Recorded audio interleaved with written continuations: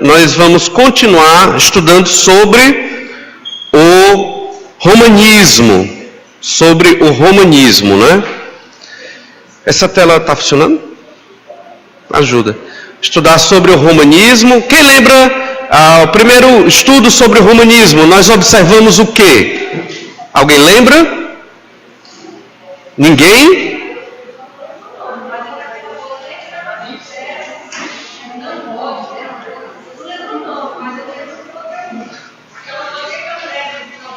Isso, ótimo. Então nós vimos aspectos gerais sobre o romanismo, como a irmã Diva muito bem colocou, a súmula dos erros, né, o que ela está colocando, aquelas 80 regulamentações e outros aspectos do ensino do romanismo. Por que chamar romanismo? Porque o nome, estudamos isso também, né?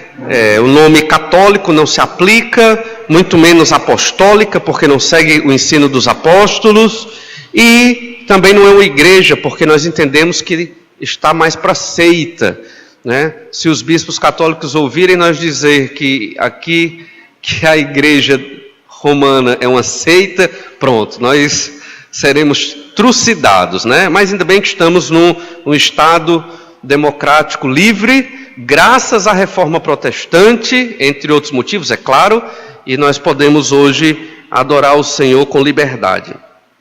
No segunda aula, veja que essa é a terceira, nós estudamos sobre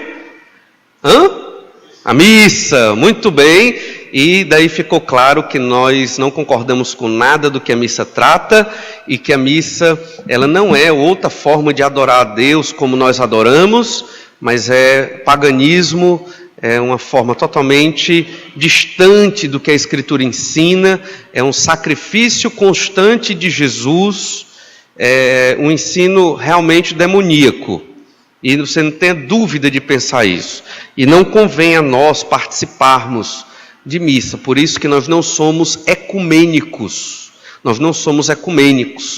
e o que nós somos talvez seja terrível para a sociedade em que vivemos, mas nós somos separatistas. A Bíblia nos ensina que nós nos separamos destes cultos, como o culto católico romano, a missa e outros tipos de religiões que estão distantes da Escritura Sagrada. E hoje vamos para talvez um dos dogmas, um dos ensinos mais terríveis da Igreja Romana. Vamos estudar sobre a mariolatria, que é exatamente o colocar Maria como divindade. Os católicos jamais vão dizer que eles idolatram ou adoram Maria. Eles nunca vão admitir isso, nunca. Mas na prática é isso que nós observamos. Mas antes de começar propriamente o nosso tema, vamos orar, porque é um tema muito... Eu, pelo menos, acho. Eu gosto de ir na igreja estudar a Bíblia. Eu não gosto de ficar falando dessas heresias e doutrinas. Eu sei que tem o seu lugar, abrimos espaço para fazer isso. É importante, mas pessoal, eu mesmo. Pode notar, quantas vezes vocês ouviram eu pregar sobre a doutrina que fala de Satanás? Quase nunca. Por quê? Porque é um negócio tão... né? Mas tem que fazer. Está na Bíblia, tem que fazer, e esses erros estão se propagando no nosso meio, nós temos que ensinar, mas sempre reforçar a luz da verdade, né? Eu aprendi como é que você luta contra os erros. Quem trabalhou em banco, né, sabe como é que você detecta uma nota falsa, sabendo as características da nota verdadeira. Se estudarmos a Bíblia, saberemos detectar os falsos ensinos. Isso é o mais importante. Mas, excepcionalmente hoje, vamos dar continuidade e estudar sobre a idolatria de Maria. Vamos orar então.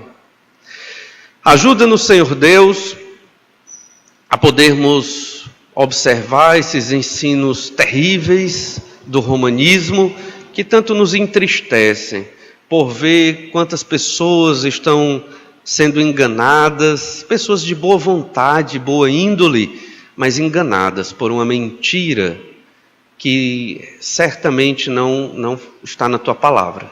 Ajuda-nos a aprender para poder amar os que estão perdidos no catolicismo, adorando Maria, para podermos falar do teu evangelho com mais cuidado e afinco a esses que estão seguindo esta idolatria, achando que é verdade, achando que faz parte da fé no Senhor. Pedimos a tua bênção para o nosso estudo hoje, no nome do Senhor Jesus é que oramos. Amém. Então, Maria na Bíblia, olha o que diz aí. As últimas palavras de Maria foram nas bodas de Caná, no início do ministério de Jesus. João 2,5 diz: então ela falou aos serventes: fazei tudo o que ele vos disser. Depois das bodas de Caná, encontramos Maria somente mais uma vez no ministério público de Jesus, quando ela e os irmãos de Jesus estavam ali procurando falar com ele, e Jesus estava discorrendo para as multidões.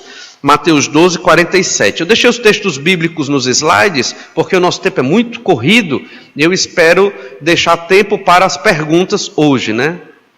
Então, Mateus 12, 47. E alguém lhe disse: tua mãe e teus irmãos estão lá fora, e querem falar-te. Porém, ele respondeu ao que lhe trouxeram o aviso: quem é minha mãe? Quem são meus irmãos? E estendendo a mão para os discípulos, disse: eis minha mãe e meus irmãos, porque qualquer que fizer a vontade de meu Pai celeste, esse é meu irmão, irmã e mãe. Então veja que nessa passagem, Jesus, o Senhor Jesus Cristo, ele não coloca sua mãe em um local especial. Pelo contrário, iguala tanto ela como seus irmãos a todos aqueles que creem no nome do Senhor Jesus e fazem a vontade do Pai. Os apóstolos jamais oraram a Maria, você não vai encontrar isso na Bíblia, nem conferiram honra especial a Maria nas Escrituras. Pedro, Paulo, João e Tiago não mencionaram o nome de Maria em uma única vez nas epístolas que escreveram às igrejas. Você lembra quem foi o apóstolo que foi encarregado pelo Senhor Jesus de cuidar de Maria? João. João escreveu o Evangelho, escreveu a primeira, segunda e terceira epístola de João, escreveu o livro do Apocalipse. Mas ele não a mencionou em nenhuma das suas 3 epístolas ou no Apocalipse. Isso mostra que Maria teve o seu lugar, a sua importância como serva do Senhor, certamente, mas não como divindade, não como uma suposta quarta pessoa da Trindade, que é o que nós observamos no catolicismo romano hoje. Maria, mãe de Deus, ela foi chamada assim, não na Escritura, mas na tradição da igreja. A doutrina de Maria, mãe de Deus, como a conhecemos hoje em dia, se desenvolveu durante séculos. Não foi uma coisa que surgiu do dia para a noite, e nem surgiu próximo dos apóstolos ou no início da igreja primitiva, mas desenvolveu-se ao longo dos séculos. Até o século IV, nós não temos nenhuma indicação de qualquer veneração a Maria. Tal veneração, naquele tempo, cabia somente aos mártires. Aqueles que morriam por causa de Jesus, eles eram tidos em especial honra, e não há nenhum sinal de que Maria foi martirizada. Essa frase, Maria, né, mãe de Deus, aí tem mães, mas é mãe de Deus, originou-se no concílio de Éfeso, no ano 431. Aparece também no Credo de Calcedônia, que foi adaptado pelo concílio, que se reuniu naquela cidade em 451. E quanto à pessoa de Cristo, declarou que ele era nascido da Virgem, a mãe de Deus, de acordo com a humanidade. Então, foi neste concílio que primeiramente apareceu a ideia de Maria, mãe de Deus. Só que a intenção deste concílio, de colocar o nome Maria, mãe de Deus, não foi de preparar digamos assim, o argumento para a adoração a Maria, de forma nenhuma. Na verdade, havia uma seita, a dos nestorianos, nesse período, e eles, muito influenciados pelo neoplatonismo, eles queriam dividir Jesus. Havia Jesus, o Logos, que era Deus, e havia Jesus de Nazaré, que era homem. Então, no momento do batismo, o Logos Deus desceu em Jesus de Nazaré. Isso é uma heresia. A gente não pode dividir as duas naturezas de Jesus. Ele é Deus, homem, 100% Deus, 100% homem na sua constituição como ser. E só ele poderia morrer pelos nossos pecados, porque ele era Deus e homem. E é Deus, homem, ressurreto hoje. Então, neste concílio, para reforçar a divindade de Jesus, porque tinha que se colocar lá, e sempre foi colocado que Jesus nasceu de uma virgem, mas para reforçar que Jesus era Deus, colocou-se em Maria a ideia de mãe de Deus, e não mãe de um homem. Mas não para divinizar Maria. Entenda, o argumento deste concílio foi para reforçar a divindade de Jesus. Percebem? Às vezes acontece muito isso na história da igreja. Temos boas intenções. Esse concílio teve uma boa intenção aqui. Lutou contra uma heresia dos nestorianos para reforçar a unidade da pessoa de Cristo e a divindade de Jesus na pessoa de Jesus. No entanto, posteriormente, esse ensino, esta parte do concílio, do credo aqui, ela foi alterada no seu significado. Veja como é importante aquilo que nós falamos nas nossas assembleias, aquilo que é registrado nas nossas atas, aquilo que é considerado documento da igreja. As atas das nossas assembleias são documento da igreja. Aqui é um documento da igreja primitiva, onde as igrejas se reuniram em Éfeso para tomar certas decisões. E mesmo com a intenção correta, por causa desse termo errado, começou-se aí a pensar em Maria de outra forma. Não como uma mulher somente que precisava do Salvador, mas como a mãe de Deus. Nós observamos isso no próximo slide, fala um pouco daquilo que nós já colocamos. Então, prosseguindo, hoje o termo mãe de Deus para Maria confere a ela os títulos Rainha do Céu, Rainha dos Anjos, Rainha dos Apóstolos, a Porta do Paraíso, a Porta do Céu, Nossa Vida, Rainha das Graças e Mãe das Misericórdias. Então são os vários títulos atribuídos a Maria dentro do catolicismo romano. Vamos ver agora um pouco da história, da doutrina sobre Maria. A igreja primitiva nada sabia sobre o culto a Maria como é praticado hoje. Não havia nada semelhante na história da igreja primitiva. A primeira citação da lenda de Maria foi no proto-evangelho de Tiago, perto do 2º século, que apresenta uma história fantástica do seu nascimento, o nascimento de Maria. Também declara que ela permaneceu virgem por toda a sua vida. Aqui é um livro apócrifo, o proto-evangelho de Tiago. Tertuliano foi uma das maiores autoridades da igreja antiga. Ele morreu em 222, foi contra a lenda sobre o nascimento de Maria. Defendeu também que após o nascimento de Jesus, Maria e José viveram num relacionamento conjugal normal, tendo filhos como qualquer outro casal. Mas antes de Tertuliano, teve Irineu e outros que advogavam que Maria era uma mulher mais especial. A igreja funcionou pelo menos 150 anos sem idolatrar Maria. Mas após o decreto de Constantino, que transformou o cristianismo numa religião oficial do Império Romano, houve uma equiparação, sincretismo, entre o cristianismo e o paganismo. Haviam muitas deusas gregas e romanas. Nós temos aí Ísis, Diana, Atenas, Ártemis, Afrodite e várias outras deusas que convenientemente foram transferidas para a pessoa de Maria. Então, adoravam-se essas deusas na figura de Maria, posteriormente dentro do catolicismo romano. As estátuas de deuses e heróis entraram na igreja e gradualmente foram substituídas pelas imagens dos santos católicos, que eram aqueles que morriam de martírio, e não somente eles, como também a própria Maria. Não temos tempo de falar disso, mas o culto aos anjos também faz parte desse tipo de idolatria do catolicismo romano, Em diversos países, o catolicismo romano absorveu as divindades locais. Assim como aconteceu no mundo greco-romano, aconteceu também já na modernidade. Então nós temos a Virgem de Guadalupe, Maria. Essa Virgem de Guadalupe era uma divindade indígena mexicana. E ela foi, devido ao sincretismo, assimilada por Maria.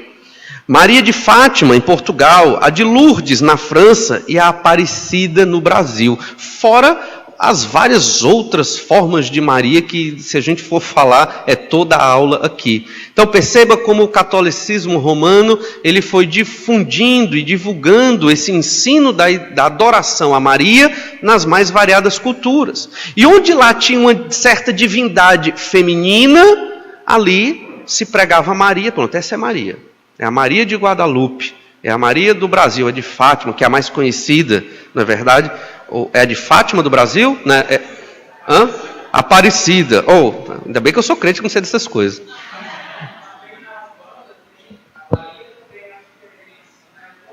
Isso, né? Na Umbanda, existe também, nesses cultos afro, houve o sincretismo também das divindades femininas com Maria. Isso aconteceu em toda localidade que o catolicismo chegou e teve uma certa expressividade e um certo domínio ali. Eu botei aqui embaixo Aparecida, no Brasil. A adoração dedicada a Ísis, Diana, Atena, Ártemis, todas elas foram transferidas na pessoa de Maria. Veja que Maria, ela usurpa Cristo. Margaret Shepherd, que foi uma ex-freira norte-americana, ela disse: a ideia de orar a Cristo, pedindo-lhe alguma graça especial, sem procurar a intercessão de Maria, jamais me ocorreu, quando ela era freira. Ela nunca orava a Jesus, mas sempre por Maria, para que Maria mediasse. Cristo geralmente é representado nas imagens católicas, quando está com Maria, como uma criancinha indefesa, que precisa da mãe para cuidar, não é verdade? Ou na manjedoura, ou nos braços da mãe, ou às vezes pintado como morto na cruz. Raramente se observa Cristo glorificado, poderoso, Senhor e soberano, que é a imagem que nós devemos ter do Senhor Jesus. Certamente é para mostrar que a mãe que cuida do filho, ela é que tem o poder de fazer a mediação e a intercessão. No romanismo, dirigem-se 10 vezes mais orações a Maria do que a Jesus. O ritual de oração mais popular, o rosário, entre os católicos, tem 10 orações a Maria, para cada uma dirigida a Deus. O livro das orações contém mais orações oferecidas a Maria e aos santos católicos do que a Cristo. Então isso é uma evidência clara de adoração a Maria. Também eles apresentam Maria como mais misericordiosa do que Jesus. Devido ao cenário ali da Idade Média, Cristo era apresentado como um Senhor severo, que pune, que julga. E Maria sempre retratada como aquela que apazigua, perdoa e que tem misericórdia. É a mãe das misericórdias. A ideia é que Cristo aplica justiça, mas se você apelar a Maria, ela segura o braço irado de Jesus, e aí você vai poder ter, né, o perdão ou ser apaziguado. Que coisa terrível. Aqui, se Deus fica, não é 10, é Deus. Se Deus fica irado com um pecador e Maria o coloca sob sua proteção, ela detém o braço vingador do seu filho e salva o pecador. Ó Imaculada Virgem, evita que o teu amado filho, que está irritado por causa dos nossos pecados, nos abandone ao poder do diabo. Quer dizer, dentro deste catecismo, quem está errado é Jesus. E quem é a salvadora é Maria. Mas nós aprendemos na Escritura que há somente um mediador. 1 Timóteo 2,5 diz: porquanto há um só Deus e um só mediador entre Deus e os homens, Cristo Jesus, homem. Não há nada na Escritura, nenhuma linhazinha sequer, que possa indicar que Maria tem esta prerrogativa de mediadora ou intercessora. João 14,6, respondeu-lhe Jesus: eu sou o caminho e a verdade e a vida, ninguém vem ao Pai senão por mim. Atos 4:12, e não há salvação em nenhum outro nome, porque debaixo do céu não existe nenhum outro nome dado entre os homens pelo qual importa que sejamos salvos. Nenhum outro nome salva senão do Senhor Jesus Cristo. 1 João 2:1, filhinhos meus, estas coisas vos escrevo para que não pequeis. Se todavia alguém pecar, temos advogado junto ao Pai, Jesus Cristo, o justo. É muito claro, mas o catolicismo diz que Maria também é advogada. Ela também intercede pelo pecador. Romanos 8:34, quem os condenará? É Cristo Jesus quem morreu, ou antes quem ressuscitou, o qual está à direita de Deus e também intercede por nós. Hebreus 7:25, por isso também pode salvar totalmente os que por ele se chegam a Deus, vivendo sempre para interceder por eles. Veja então, é um ensino muito simples. Não temos a mínima dificuldade, nós crentes no Senhor Jesus, de perceber o erro, a enganação da idolatria a Maria. Mas o grande problema daqueles que seguem esta orientação de pecado, de idolatria, é exatamente não querer ouvir a palavra de Deus. Ou reconhecem que a Bíblia é palavra de Deus, mas que existem outras revelações, outra tradição, outra autoridade, que é a papal ou a tradição da igreja. E isso faz com que estas pessoas rejeitem a Escritura. Nós temos que nos apegar à palavra do Senhor. Ela é quem tem a revelação de Deus. Ela é que nos orienta a compreender como devemos adorar ao Senhor e o que é mentira.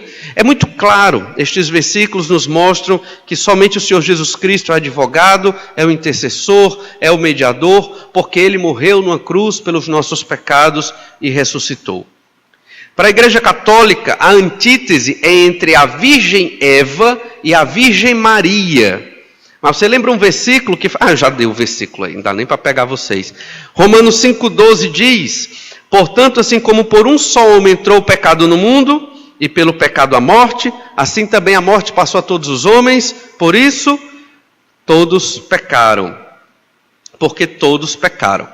Então, aí está falando de Cristo e está falando de Adão. Jesus é o segundo Adão. Então, por causa de Adão, o pecado entrou no mundo, e a morte, e o Senhor Jesus Cristo, com o seu sacrifício, nos livra da condenação do pecado e da morte. Para o catolicismo é diferente, é Eva e Maria. A idolatria, a adoração a Maria, na verdade, não é uma adoração, é uma idolatria. Adoração nós usamos para o Senhor nosso Deus, o verdadeiro ser que deve ser adorado, o único que deve ser adorado. Maria, aquilo que se faz com Maria é idolatria, e certamente ela não deve estar nem um pouco feliz com isso. A Igreja Romana, como nós dissemos, oficialmente nega que adora Maria. Afirma que Maria é uma criatura exaltada, mas jamais é Deus. Isso é típico do catolicismo romano. Eles afirmam uma coisa, mas eles pregam e fazem outra. Nós não idolatramos Maria, mas na prática, sim. Veja bem, se eu oro a Maria 10 vezes mais do que se ora a Jesus, ou até mesmo aos santos católicos, imagine quantas milhares de oração no mundo são feitas para Maria. Se vier 3 irmãos ao mesmo tempo conversar comigo simultaneamente, eu não vou entender nada. Não é verdade? Então, como é que Maria vai conseguir ouvir todas estas orações e responder todas estas orações? Só uma pessoa pode fazer isso. E essa pessoa é Deus. Porque Deus é onisciente e onipotente. Então, quando eu digo que Maria recebe todas estas orações e eu estimulo as pessoas a orarem a Maria, eu estou dizendo que Maria é Deus. Porque ela consegue receber todas e responder todas estas orações. Então, na prática, Maria é idolatrada porque recebe esses atributos de onisciência e de onipotência, além dos títulos que são dados a Deus. O Papa Pio XII designou-a oficialmente como Rainha do Céu, Rainha do mundo, Maria recebe orações que lhe são feitas para a salvação. Perceba como não é adoração, mas sim idolatria.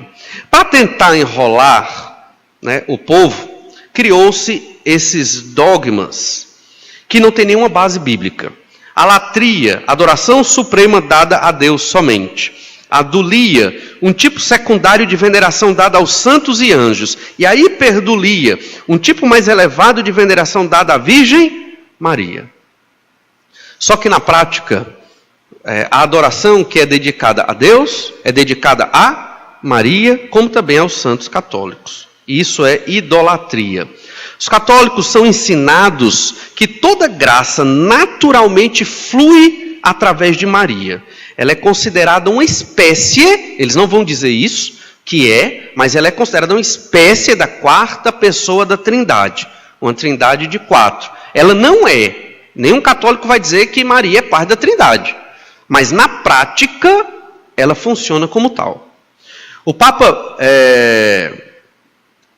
Benedito XV, não é Bendiro, disse que achava que Maria sofreu junto com seu filho moribundo, e junto com ele, ela remiu a raça humana. Isso já em 1914 a 22. Tal pronunciamento foi sancionado pelo Papa Pio XI em 1923. Ou seja, ela também ganha status de corredentora. Jesus sumiu? Apareceu? Jesus diz a Maria. O que é que Jesus diz sobre Maria dentro da Escritura? Maria tenta impor sua autoridade materna, mas é impedida. Lá em Lucas 2,48. Logo que seus pais o viram, ficaram maravilhados. E sua mãe lhe disse: Filho, por que fizeste assim conosco? Teu pai e eu, aflitos, estamos à tua procura. Ele lhes respondeu: Por que me procuráveis? Não sabíeis que me cumpria estar na casa de meu pai? Maria já devia ter entendido que Jesus não era uma criança comum.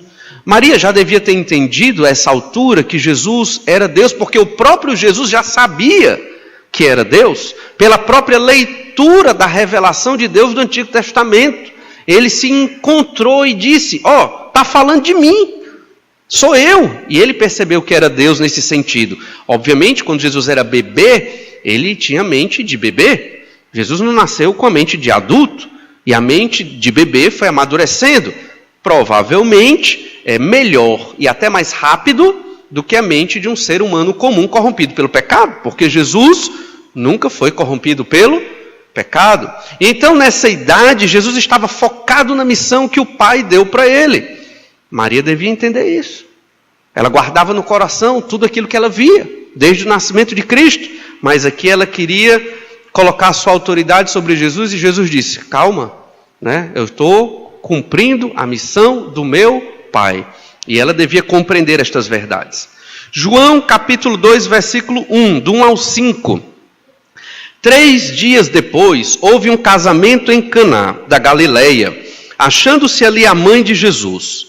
Jesus também foi convidado com seus discípulos para o casamento.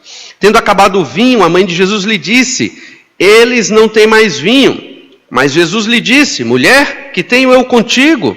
Ainda não é chegada a minha hora. Então ela falou aos serventes: fazei tudo o que ele vos disser. Nesse instante, Jesus deixa muito claro que não dependia mais de Maria, mas que ela deveria depender dele.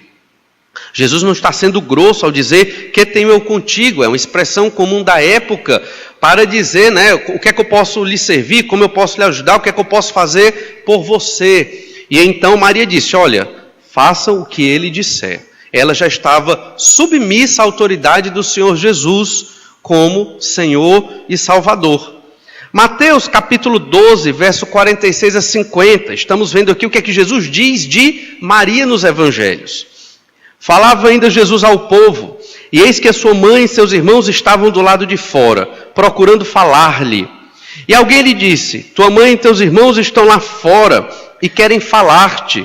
Porém ele respondeu ao que lhe trouxeram o aviso: quem é minha mãe? Quem são meus irmãos? E estendendo a mão para os discípulos, disse: eis minha mãe e meus irmãos, porque qualquer que fizer a vontade de meu Pai Celeste, esse é meu irmão, irmã e mãe.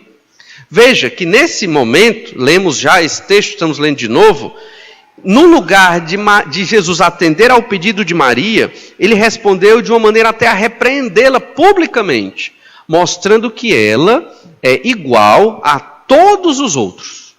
Ela é igual a todos os outros que estão ali naquela multidão, ouvindo e fazendo a vontade do Pai. Parece que esses textos já foram preparados para o cenário de idolatria a Maria que vivemos. O Senhor Jesus censura a menor possibilidade de exaltação a Maria. Esse texto é muito interessante. Lucas 11, 27. Ora, aconteceu que ao dizer Jesus estas palavras, uma mulher que estava entre a multidão exclamou e disse-lhe: Bem-aventurada aquela que te concebeu e os seios que te amamentaram. Jesus podia dizer, realmente, bem-aventurada, né? Vamos dar um destaque para minha mãe. Resposta de Jesus: Antes, bem-aventurados são os que ouvem a palavra de Deus e aguardam. Percebe como Jesus corta na hora qualquer possibilidade de colocar Maria, sua própria mãe, em destaque. Quem tem que estar em destaque é Deus e, no caso aqui, aqueles que ouvem a palavra e guardam a palavra. Então, mais importante, certamente, sem sombra de dúvida, mas para enfatizar aqui, mais importante é ler a Escritura, obedecê-la, guardá-la, do que seguir a imagem de Maria. Em toda a vida pública de Jesus, o Mestre teve o cuidado de chamar Maria de mulher, nunca de mãe. Pode notar, quando Jesus se refere a Maria, é mulher e não mãe. Não que ele queria maltratar sua mãe de forma nenhuma, mas para fazer a devida distinção, que agora ele é o Senhor Jesus Cristo, Deus na terra, e ele vai cumprir a sua missão. Maria teve outros filhos, Mateus 13, verso 54, e chegando à sua terra, ensinava-os na sinagoga, de tal sorte que se maravilhavam e diziam: de onde lhe vem esta sabedoria e estes poderes miraculosos? Aqui são os judeus, fariseus e escribas, desfazendo da imagem de Jesus, rebaixando Jesus, mostrando que ele é insignificante. Por isso disseram no verso 55, não é este o filho do carpinteiro? Não se chama sua mãe Maria e seus irmãos Tiago, José, Simão e Judas? Ainda diz o nome dos irmãos. Não vive entre nós todas as suas irmãs? Tem pelo menos duas então, né? O fato de dizer todas significa que provavelmente eram mais de três para lá, porque se fossem duas, ambas ou algo assim, mas todas, era de 3 para lá. Não vive entre nós todas as suas irmãs? De onde lhe vem, pois, tudo isto?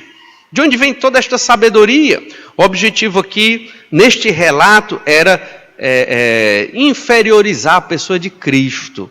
E aqui foi dado o relato de quem era a família deste profeta. Jesus não era só um profeta, mas o Salvador, claro.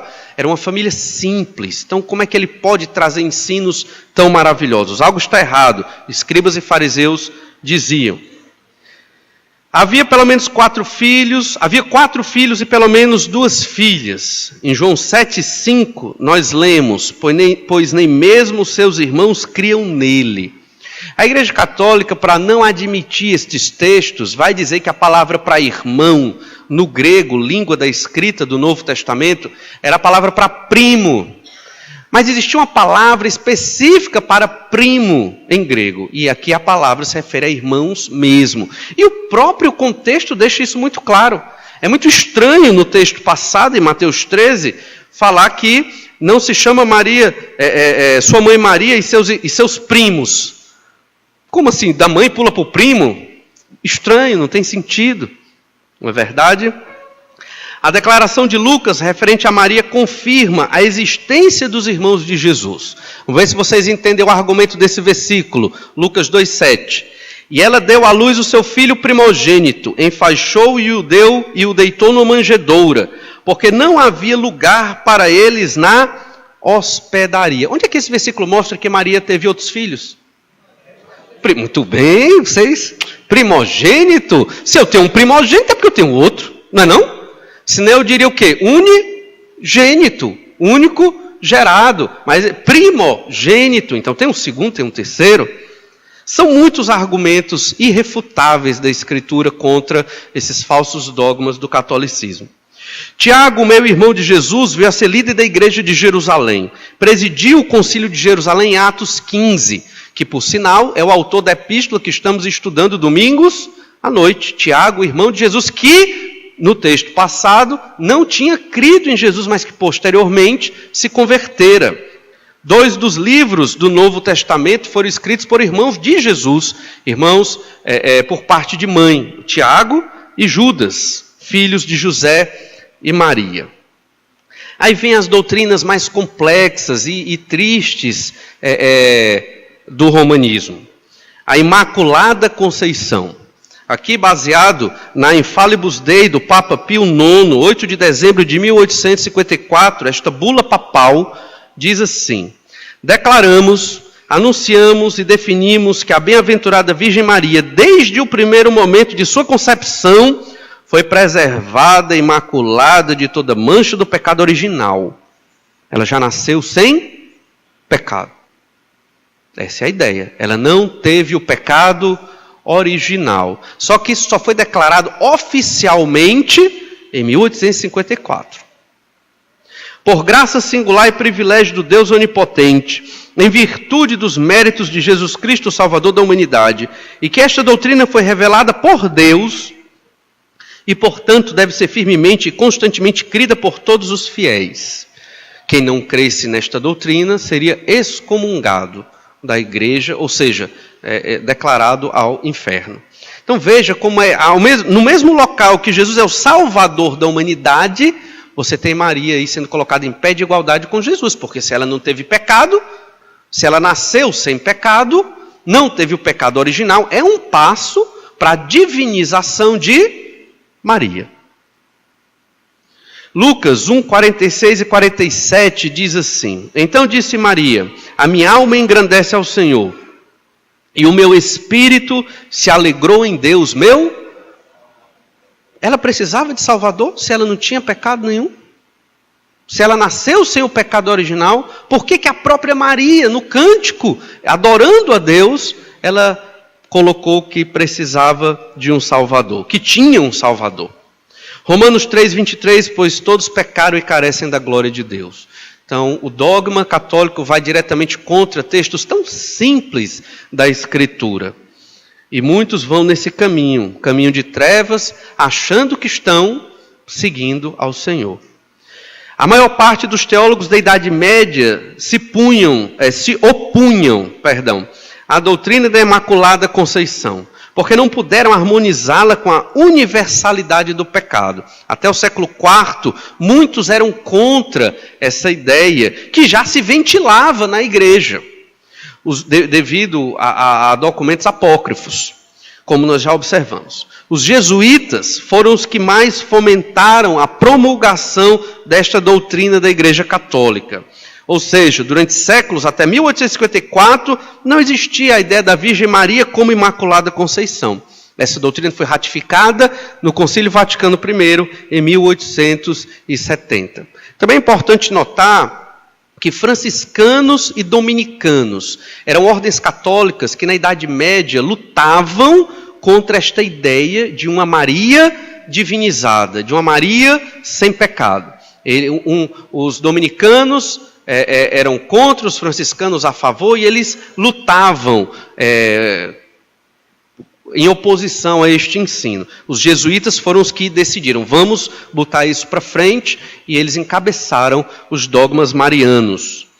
O corpo de Maria, aqui é a Assunção de Maria, já que ela nasceu sem pecado, ela obviamente deve subir ao céu, como Jesus. O corpo de Maria ressuscitou da sepultura logo após a sua morte, é o dogma da Assunção de Maria. Que seu corpo e alma se reuniram e que ela foi elevada e entronizada como rainha do céu. Papa Pio XII, 1º de novembro de 1950, pronunciamento ex cátedra, onde ele declara que Maria subiu ao céu. Percebe que ela está recebendo as mesmas qualificações de Jesus como Deus, como Salvador, como mediador. Tudo que Jesus foi e está declarado no Novo Testamento, Maria, ao longo dos séculos, ela vem recebendo. pela Igreja Católica. Acréscimo ao pronunciamento papal, aquele que nós acabamos de ler. Qualquer um que doravante duvide ou negue esta doutrina apostatou totalmente da divina fé católica. Então, todo católico é obrigado a reconhecer que Maria é imaculada, não tem pecado original e nunca pecou. Porque o dogma da Imaculada Conceição começou assim, ela não tem o pecado original, mas ele se ampliou, ela nunca pecou. E, posteriormente, a Assunção, ela ressuscita e sobe ao céu. Só falta ela ser declarada como medianeira, uma outra mediadora. No Concílio Vaticano II, que é o concílio que mais norteia a forma atual da Igreja Católica Apostólica Romana, foi de 1961 a 1965, do Papa João XXIII a Paulo VI. Duas novas doutrinas são discutidas, ou foram discutidas. Maria como mediadora e Maria como corredentora. Maria como mediadora, elas só podem se aproximar de Cristo por meio de Maria, sua mãe. O slogan é, a Cristo por meio de Maria. Então ninguém pode chegar a Jesus porque Jesus é irado. Jesus sempre vai punir. Maria não, ela sempre amansa. Você percebe como esse ensino mariano, muitos de nós aqui católicos, muitas mães aqui católicas, eram católicas, não são mais, foram influenciados pelo estereótipo de Maria, que passa a mão, né, nos erros. Jesus é o mal, porque é irado contra o pecado, e Jesus sempre dá um jeito de passar a mão e de aliviar os pecados dos outros. E às vezes as mães fazem exatamente isso, muitas vezes, né? Esse estereótipo da mãe que tolera os erros do filho pelo amor materno e até deixa passar as coisas. Às vezes o pai é o ruim, né? O pai é o que chega e tem que dizer não. Ah, mas a mamãe deixou. Não. Aí a criança fica chateada com quem? O pai, né? O pai, me lembro logo no começo, Estevão ainda é muito pequenininho, Estevão não está presente. É muito pequenininho. E aí eu que dava mais pena no Estevão. E ele pequenininho. Tinha um ano. Pequenininho. Pezinha, né? Pezinha. Mas aí, com quem que ele ficava chateado? Comigo. Não queria mais nem ir para o meu braço. Estava já, né, levando para o lado pessoal. Não para o lado profissional da família, mas para o lado pessoal. Aí disse, não, Daniela, vamos fazer aqui uma estratégia. Agora tu dá mais um pouquinho de peia e eu brinco mais, para a gente equilibrar a balança. Equilibrou a balança, entende? Mas isso aqui serve para aplicar para as nossas famílias.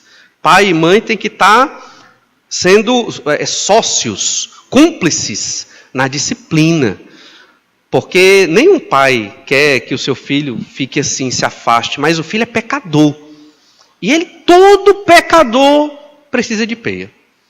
Se não leva, lá na frente, se não leva do pai e da mãe, lá na frente, vai levar. Adulto, dos outros. Aí dói mais, e é mais difícil. Esse modelo de Maria entrou na cabeça de muitas mães. E olha que coisa interessante, os paradoxos da vida. Não é verdade que a mulher é muito maltratada na nossa sociedade e vem sendo durante décadas? Não é verdade? É verdade, não é? Maridos alcoólatras, que até machucam suas esposas. Mas também é verdade que durante décadas as famílias, elas são controladas por matriarcas. Não é verdade? Que paradoxo. E eu acredito que é por causa da influência católica na constituição das famílias do Brasil. Matriarcas que comandam as famílias. E hoje em dia, filhos afeminados, filhos pendentes, né, a um homossexualismo, matriarcas que comandam. Não pode. Na família do Senhor, os homens é que devem liderar seus lares. Não deem isso para as mulheres. Irmãs, não se sinta inferiorizada. Isso não é ser inferior. Não é ser inferior. Pelo contrário, o seu papel de auxiliadora do seu marido é muito difícil. Muito difícil. Tanto quanto o papel do homem querer ser líder. É tão difícil o papel do homem de querer ser líder, que ele não quer liderar. Ele passa para quem? Para você. Aí você que se preocupa com os filhos, você que trabalha para sustentar a casa, você que sofre tudo. E o homem ali está ajudando uma matriarca. Modelo mariano de família. Mas também Maria é vista como medianeira, corredentora. Os sofrimentos de Maria, ao ver Jesus crucificado, foram tão intensos que também são considerados pelos católicos romanos como redentores. Isso aqui já foi colocado no Vaticano II recentemente. Então você tem Jesus, um redentor, e Maria, uma outra redentora. Como eles conciliam isso? Eu não entendo. Só podemos dizer que isso é completa heresia. Isso é totalmente diferente do que a Bíblia prega. Por isso, o catolicismo romano, o romanismo, é uma seita. Uma seita, a maior seita do cristianismo de toda a história. E todo aquele que professa a palavra do Senhor, esses é que realmente são servos do Senhor e a igreja do Senhor Jesus Cristo. Mas também o modelo mariano, para finalizar esse nosso tempo, ele serviu como modelo de escravidão da mulher. Em muitos países da América Latina, as mulheres foram colocadas como trabalhadoras, como aquelas mulheres que não podiam opinar em nada, sempre sofrer e aguentar calado, como as freiras deveriam fazer, por causa do modelo mariano. Perceba então que tamanha escravidão é imposta, foi imposta a vários países, está sendo imposta a vários países da Europa, a países da América Latina e a nossa cultura aqui no Brasil.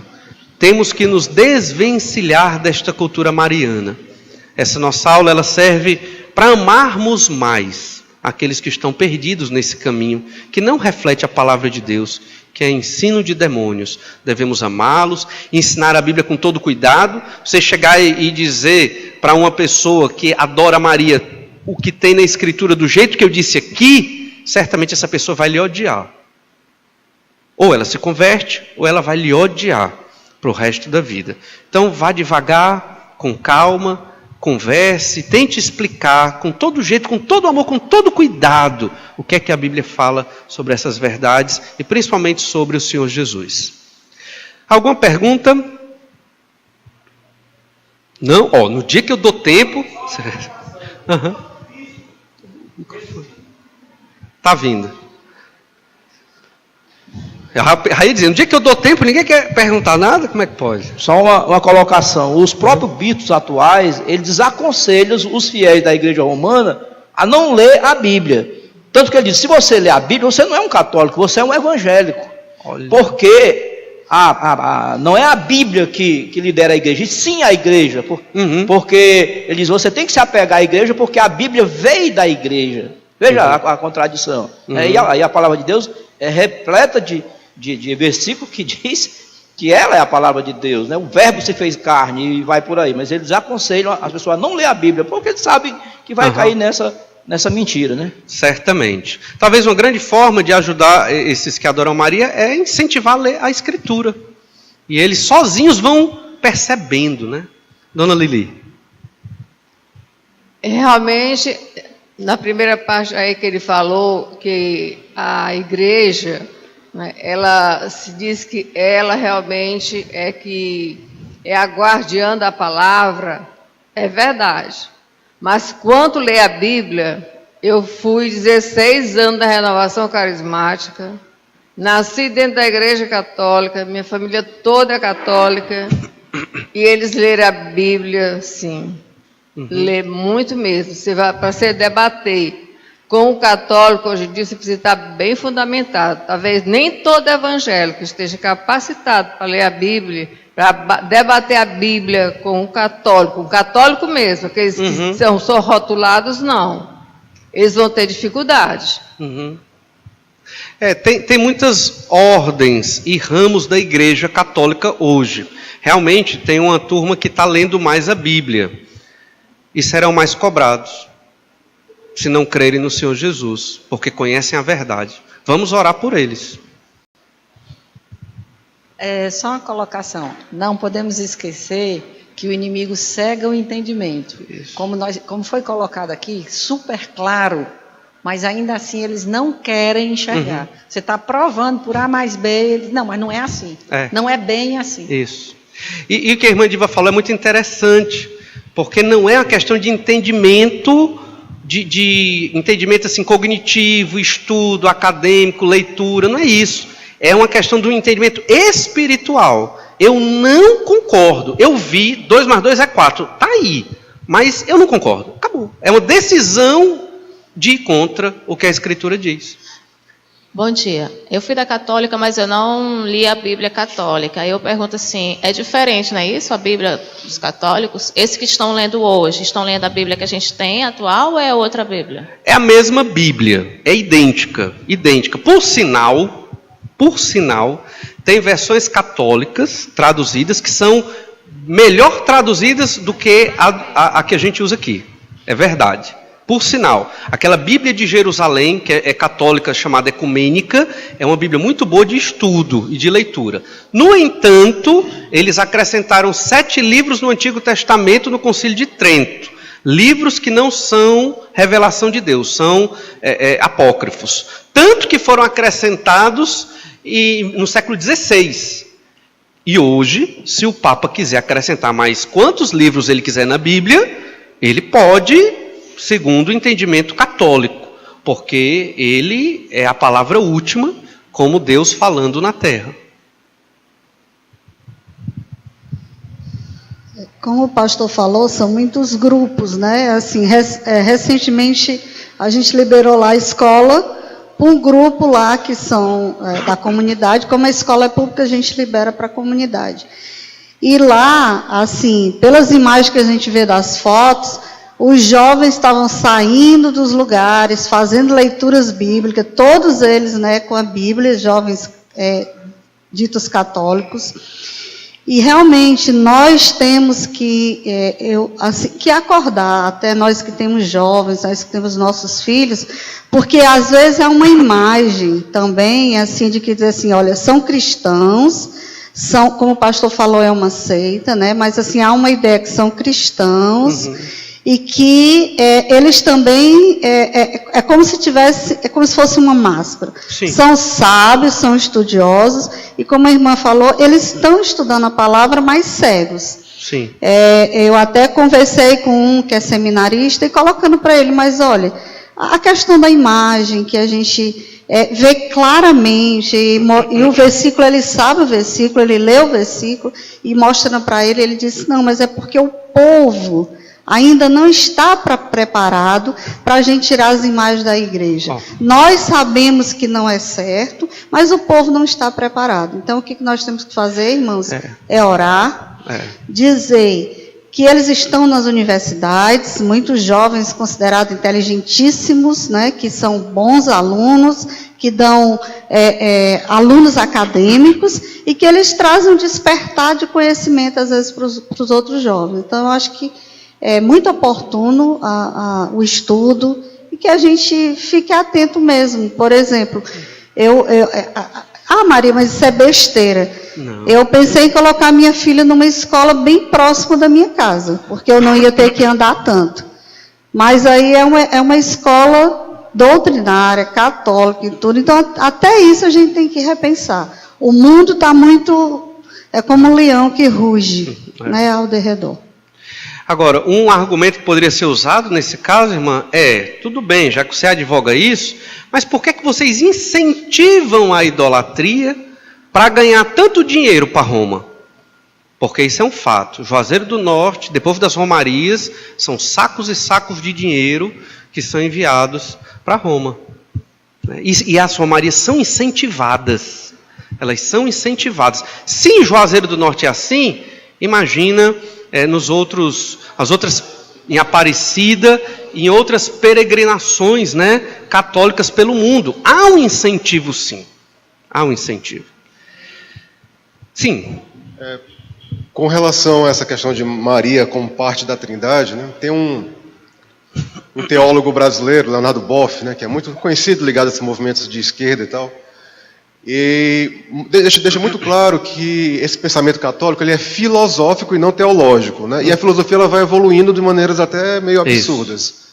E aí ele disse que teve um pensamento ou uma revelação, ele mesmo não foi claro com relação a isso, de que houve uma má interpretação por conta do patriarcalismo que imperava no mundo, de não compreender o livro de Lucas. Porque quando o Espírito Santo chegou a Maria, ele fez pousada ali. Então é como se Maria representasse o Espírito Santo. Fosse o próprio Espírito Santo em carne. Então, ela é parte da Trindade, nesse pensamento. Olha, você vê, né? Terrível. Eu ajudei muita missa, viu, mas fui enrolado muito tempo, viu? Até eu mais jovem, até o dia Corpus Christi, não é isso, né? Que é feriado e tal. Aí eu, na procissão, tive a curiosidade de olhar dentro do caixão, na porção, um pedaço de pau, rapaz, estirado, um pedaço de pau mesmo, só a cabeça com o desenho, mas é enrolada mesmo. Agora minha pergunta é o seguinte, pastor, é que José, né, marido de Maria, saiu da história, não foi? Ou morreu novo, ou saiu, você sabe dizer alguma coisa disso aí? O senhor já respondeu. O senhor respondeu sua pergunta. Ou ele morreu novo, ou ele saiu da história. E é porque os evangelhos, eles não são uma biografia. Eles têm o objetivo de focar na encarnação de Deus, que é o Senhor Jesus Cristo. Tanto Maria aparece muito pouco, e José praticamente só no nascimento. Então, e naquele momento em que eles vão censurar Jesus, né? Dizer que é filho do carpinteiro, é uma alusão a José. Então, na verdade, a família de Jesus, para o Evangelho, ela não é tão relevante. Relevante é a pessoa do Senhor Jesus Cristo. Por isso que eles são apagados, mal aparecem. Né? Na igreja, tem que ser a mesma coisa. Nós não podemos aparecer muito. Nós que eu digo, os crentes. Quem tem que aparecer na igreja é Jesus, é o Pai, é a palavra. A gente tem que ser conhecido como uma igreja que prega o nome do Senhor Jesus Cristo, uma igreja que ama como Jesus amou, uma igreja que adora a Deus, né, que gosta da palavra, a Bíblia Sagrada. É assim que nós devemos ser conhecidos. E não por um membro X, um membro Y, ou o pastor, não. Ok? Muito bem. Não tocou ainda? Tem mais tempo. Tem seu Humberto aqui, tá? Eu sei que tem mais a irmã ali, depois migra para lá. Pastor, eu fui educado em colégio de padres católicos, né? Nosso colégio era administrado até pela Diocese de Limoeiro do Norte. E nos ensinavam que, o senhor falou aí na sua maravilhosa aula, sobre a divindade de Maria, né? Os católicos pregam isso, por quê? Porque Jesus era o filho de Maria. Ora, se ele era filho de Maria, né, ele era Deus, então está implícito uma divindade aí, né? Então isso aí, eles procuravam inculcar isso na nossa mente, né? E realmente é difícil, quando a gente é criado nesses ensinos, é difícil. Para sair é difícil, precisa uma conscientização como está sendo feita aqui. Né? Na verdade, graças a Deus. É um milagre. Nós só deixamos de ser católicos por milagre de Deus. Conversão, é milagre. E lembrando, a lógica, se Maria também era divina, a mãe de Maria tinha que ser também. E tem a adoração a Santa Ana, que é a mãe de Maria. E a avó de Maria também. Ou seja, isso não tem sentido, é lógica de homens, né? Sim, mais algum irmão? Tocou o segundo? Ah, irmãos, é porque eu não ouvi. Só a irmã ali que está doida para perguntar. Pastor Bruno depois pergunta. E a gente encerra. Pastor, eu tenho uma dúvida. A imagem de Maria, de onde saiu? Aquela imagem que a gente sempre vê na Igreja Católica, vinha bilando aquela imagem. De onde foi que tiraram aquela imagem? Que não existia fotografia naquela época. Como foi que fizeram aquela imagem? Eu vou dizer pelo meu pouco conhecimento de arte, porque realmente em arte eu sou meio fraco. Até tem uns livros ali para ler sobre arte. Pastor Daniel, lá, que pregou outra hora para nós, ele gosta muito desse negócio de arte, ele sabe dizer muito bem. Mas, se eu não me engano, essas imagens que nós temos saíram da Idade Média. A cruz que nós enxergamos hoje é da Idade Média. A cruz da época de Jesus, quando Jesus foi crucificado, não era assim.